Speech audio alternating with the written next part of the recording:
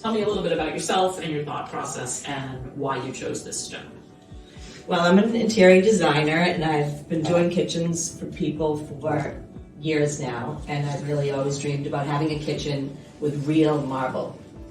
And I was just a little hesitant because people talk about the stains, and now I did a client's home with the marble and she used Boston Stone Restoration, and she has no worries. She entertains, she has wine, she has food, she lets people put their food on the counter with no worries at all.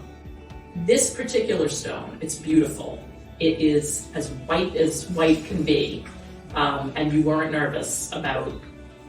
I was nervous until I spoke with Paul, who was so nice and convinced us, without pressuring us in any way, that we would have no worries and we could actually spill a bottle of red wine and leave it there for a week and it would be fine. Right. So now, once they left, it was the first time I touched the counters because I was so afraid that I would spot them. Mm-hmm. So now I cook all the time, I entertain all the time, I can splatter olive oil on it and not worry, drink wine. Well, great. Well, thank you so much for welcoming us into your beautiful home. I'm glad that you're happy with the product. Thanks again. You're welcome. Thank you for coming.